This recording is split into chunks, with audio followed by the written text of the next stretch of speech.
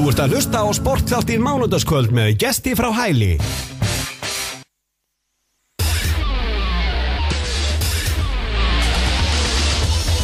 Já, Sportþátturinn með ykkur hérna á þessu mánudagskvöldi, klukkan orðin korter yfir 10, 8. september og við erum komin yfir í Taekwondo, en á línunni er komin Helgi Rafn Guðmundsson sem er að þjálfa í Keflavík og já, það er nýbúið að velja í landsliði Pumse, eða það ekki rétt hjá mér? Jú. Já. Og hérna, og þið eru með hérna nýja landsliðsþjálfari, eða ekki? Jú, við erum þetta eru tveir landsliðsþjálfarar, það er svona yfir landsliðsþjálfari og aðstoðarþjálfari. Og þetta eru hérna, það eru systur, það eru þetta Edina og Lísa Lenz frá Danmörku. Og mér finnst bara rosalega vel á það er hérna mjög fagleg þjálfari, það var strax í byrjun, kom rosalega sterkar nærveru og hérna og þvílíkur hópur sem við hafa hérna til að velja úr, það kom 80 manns í úrtökur, þannig að það fengur rosalega gott úrtak og rosalega, þú veist, góðu talent líka í liðinu.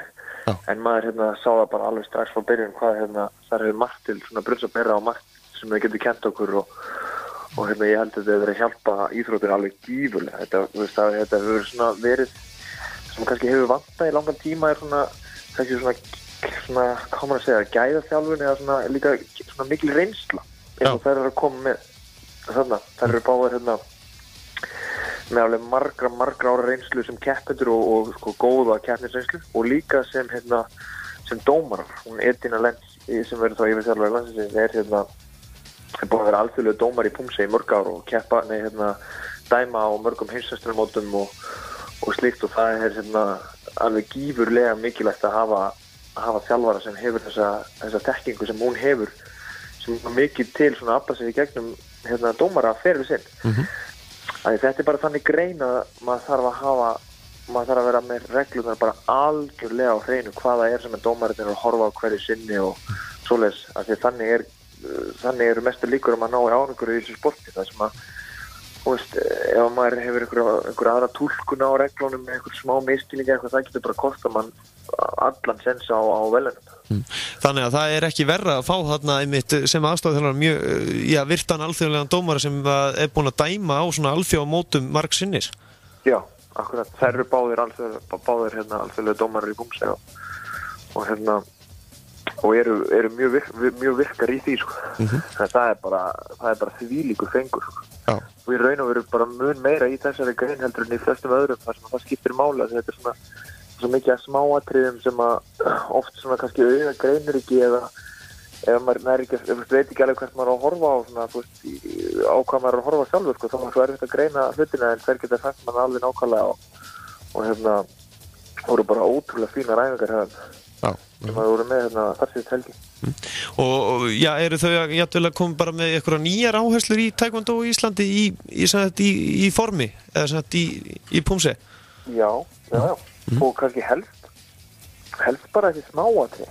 Þetta er hérna það er öll smáatrið en þetta saman sko, það verða náttúrulega bara gífurlega mikil sko, þetta er svo mikil hérna þetta er svona, já, áherslu sko, þegar eru komið þessi áherslu sem maður hefur kannski, já, maður hefur kannski alveg hugsað þetta svona og maður einhvern veginn hugsað þetta bara það sem maður sér en ekki líka tilfinningur fyrir hlutunum og hérna já, það er svona erfitt að lýsa þessu sko, á þess að hafa bara verið á staðnum sko, en þessi tilfinning sem maður hafa fyrir hlutunum var hérna mjög góð. Þannig að þetta var mjög spennandi og allt utanumhaldið var virkilega faglegt og flott sko, það var gaman að sjá hverju margir sem vildu komast inn og hvernig þær kynna þetta, þú veist, það eru fjölmiðlar í Danmörku fyrir að pikka þetta upp og hérna tala örugglega meira þetta danski fjölmiðlar heldur en íslenskir. Það er orðnir landsliðsþjálfari hérna og annað slíkt sko, hérna önnur systirinn er nú hérna er nú svona hálfgerður celebrity í Danmörku og hérna hefur verið einhverjum svona sjónvarpsþáttum og ég heldur hún hafi verið keppandi í hverju Danmörku og eitthvað svona. Já. Og hérna, þannig hún er svona Margrét Edda Danmörku. Já, þetta er ekki. Já. Nákvæmlega. En hérna, já, það er náttúrulega tvær keppnisgreinar, aðalkeppnisgreinar í Taekwondo og þetta er einmitt alveg sitt hvort, sko, formið, hitt er náttúrulega bardagi og svo landslið í formi og þetta náttúrulega í formi þá gefið rosalega eftir hversu nákvæmur og nákvæma hreyfinga þú ert með og fleira eða ekki? Jú, akkurat, það svona þetta svona ákveðin hruna af hreyfingum, þetta þekkist í mörgum bardagi, í karate og japanskum listum þetta kallað kata, þar sem svona fyrirfram ákveðna hreyfingar sem og röðin ákveðin og það ætlast til að þú gerir þetta með einhverjum ákveðnum rytma og ákveðnum kraft og sparkir og kýlir í ákveðna hæð og eitthvað svona og þannig að öll frávik frá því sem að telst vera rétt raun það sem mun draga mann niður í einhvern og það svona frádráttar stig í hversins þú framkvæmir einhverja hreyfingu ekki eins og ná að gera hana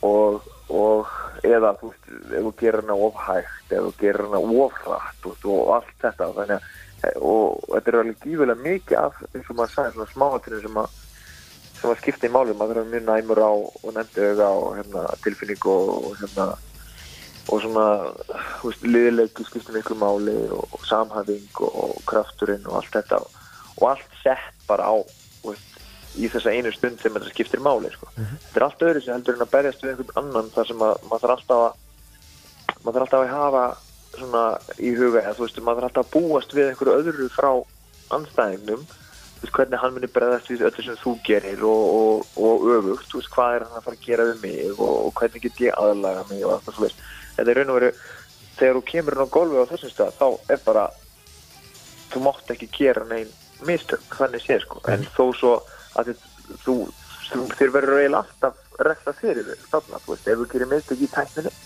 þá sér það, með marga dómar í kringu þeir sjá mistökin og þeir lækka einhvern veginn en í leik eins og í bardaga eða í boltagreinum eða eitthvað, þá gætir það gert eitthvað mistök en enginn myndi refsa þig fyrir það, það eru alveg tugir mistökar sem þú gerir í hverjum einasta leik, í hverjum einasta móti, í hverjum einasta keppni sem þú gerir og það ekkert víst að það muni verða til þess að muni tapa eða sigra og það er öfugt þarna, þetta þarf að vera mjög mikið svona fullkomnar árætta eiginlega þannig að mann langar til að ná langt þarna þannig að menn þurfa að vera með góða fullkomnaráttu að þeir ætla að vera mjög langt í þessu akkurat en tveir af landsliðsmeðlimum þau eru bara, það ekki bara að fara að keppa núna á heimsmeistaramóti bara, það ekki bara í næsta mánuði eða hvernig það?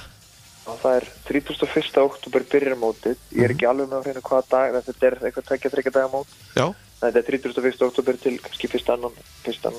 nóvember og það eru Írunn Ketilsdóttir og Ástrós Brynjarsdóttir sem að fara út að keppa og kannski aðeins fyrir þá hlustendur sem vita ekki hverjir þetta eru eins og Írunn, hún er reynslumikil eða ekki í taekwondo?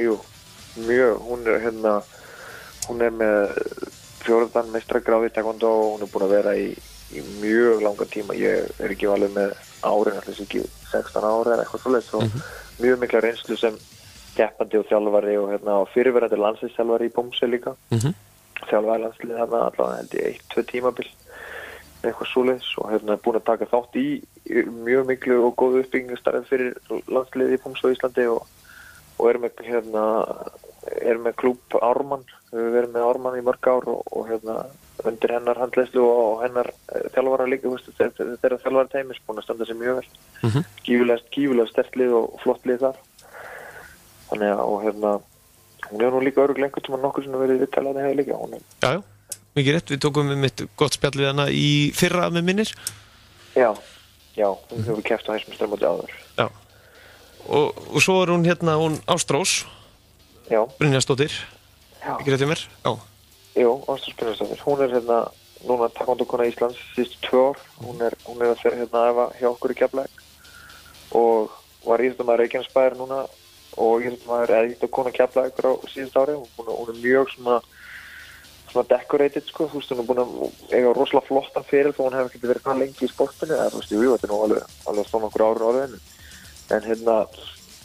en mjög merkilegt sem ég var eftir að skrifa greina með þetta núna þetta held ég, og ég held þessi ekki fara með neina fleipur, held þessi eini Íslendingurinn sem hafi keppt í Evrópumóti í bæði bardaga og formum, bæði pumsi og kjörugi eða sparring þessum tveimur keppnisgreinum að þess að eins og við vorum að tala þess að tvær keppnisgreinir eru mjög ólíkar og verður þá núna aftur fyrsti Íslendingurinn til að keppa á heimsmeistarmóti í báðum greinum og ég held að fólk svona kannski sem hefur ekki verið í þessu gerir sér ekki alveg grein fyrir því að þetta þó þessi sama sporti, þó þessi sama íþrótti þannig og þá þetta þessar greinar eru gífulega ólíkar og það sem að þeir hæfileikar og þeir svona færni sem að þarf í annari greininni þær bara hluta til eru þeir að berast yfir í hinum greinina líka það eru ýmis atriði sem að alveg hygglust sem að hjálpa í báðum greinum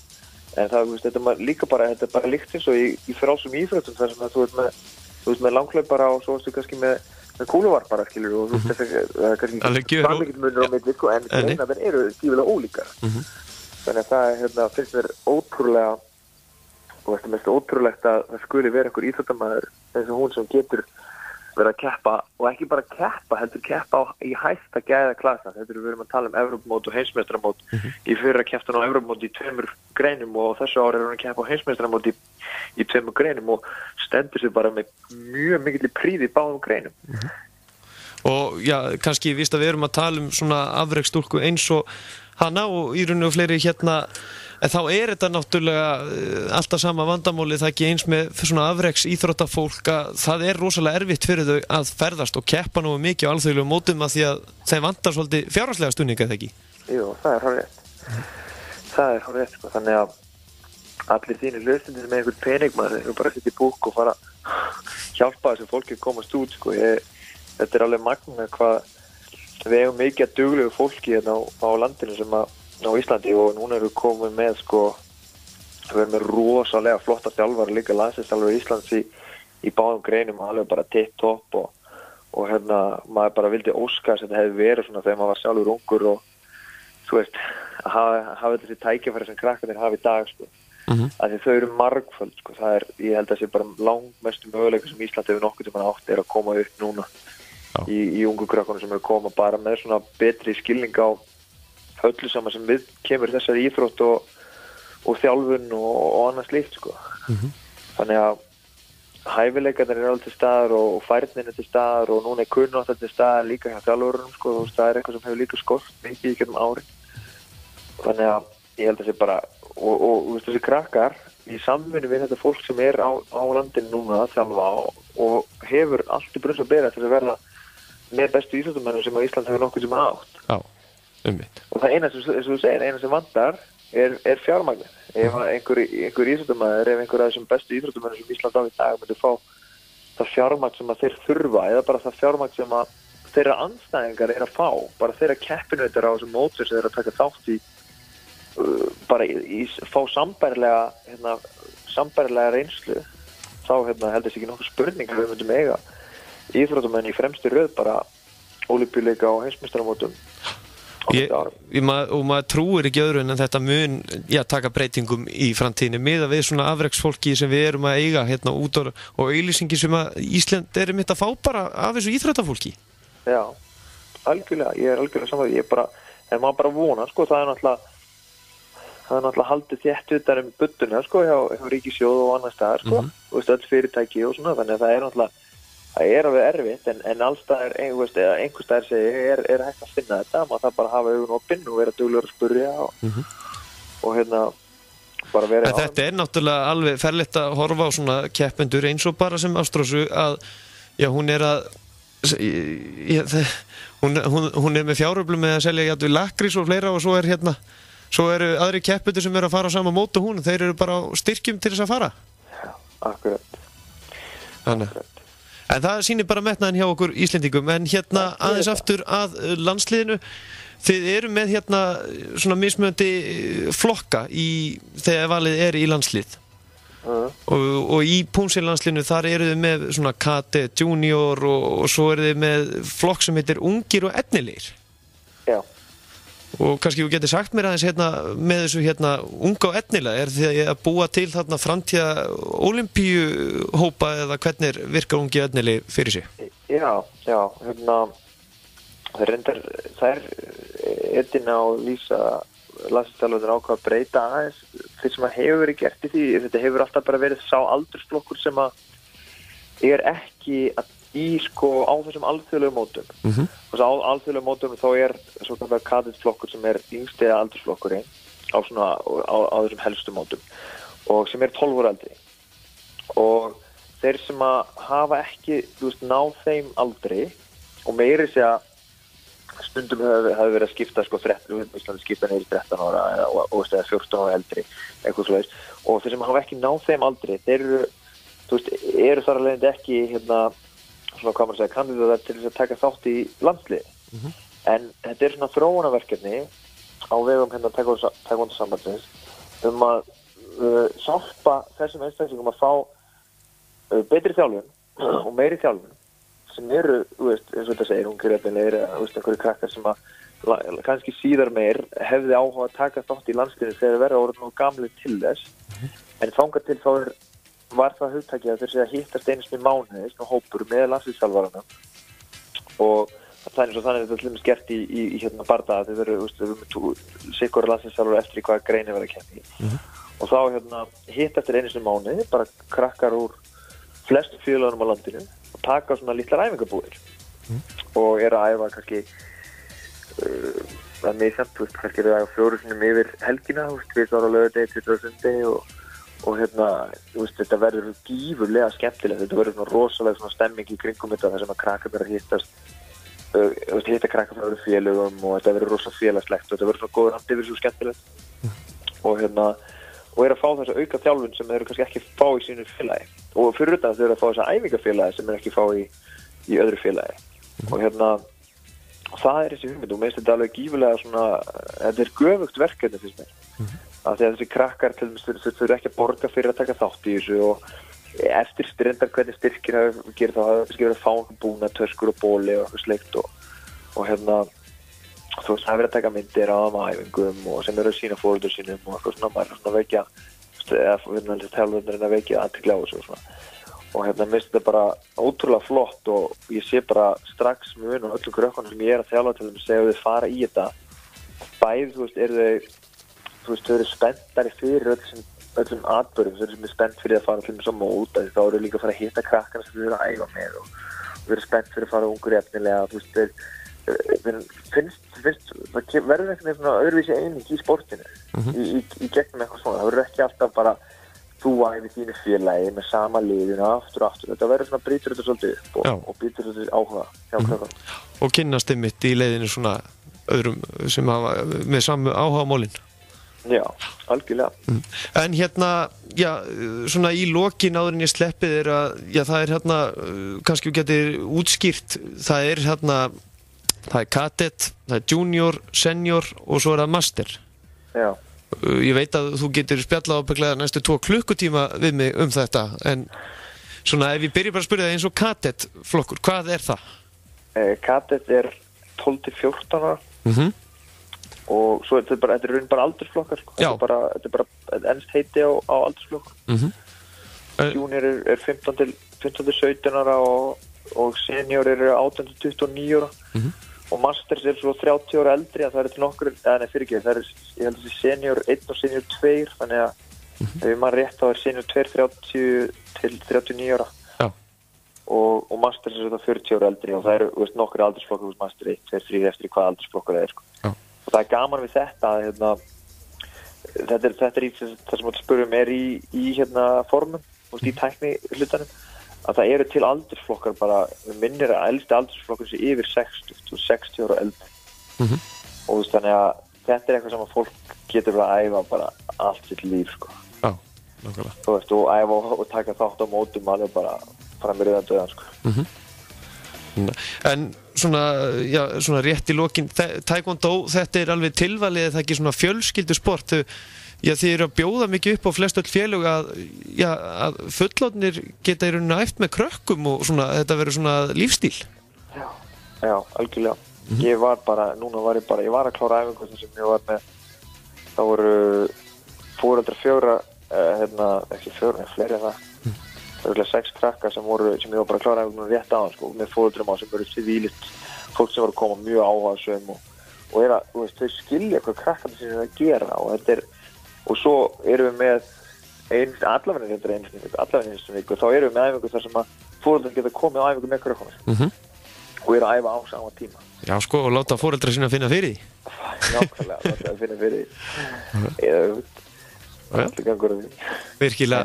Það er rosa gaman, það er mér svo gaman að sjá þegar kemur svona það sem þeir eiga sameiginlegt áhugamál. Eða einhverja sameiginlega ástríðu, eitthvað svona það sem að það gefur eitthvað spjallum, þú veist, og ekki einhvern veginn svona þvinga spjall þar sem að þeir bara, þú veist, þeir finnst þeir vera krafin til að spyrja krakkana hvernig gekk í skólan eða hvernig, þú veist, og þú einhvern veginn ná ekki alltaf tengingur við hvað að gera, sko. En þetta er allt annað, sko. Þetta er einhvern veginn bara svona ástríða beggja aðilana að beinist sömu átt. Já. Maður hefur heyrt það svo oft hjá foreldrum og krökkunum hvað þeir þykir þetta rosalega skemmtilegt, sko. Þeir tengjast sko þau eru miklu betur og ég, þú veist, ef að fólk hefur einhver tök á því að koma og æfa íþrótt, þú veist, með barninu sínu. Öðru hverju taka þátt í einhverjum, þá bara ég hvet fólk bara eindrið til þess að gera þetta. Já, nákvæmlega. Þetta er alveg gífurlega skemmtilegt og þessi tengsl eru bara ómetanleg. Mér hlakkar allan að mikið til í framtíðin að prófa að æfa einmitt íþrótt með sinni mínu, það hefur verið æðislegt. Já, hvað er gamall? Hann er 6 ára. Hann er 6 ára? Já, þannig að... Þú voru að koma um einhvern svona krílahóp. Já.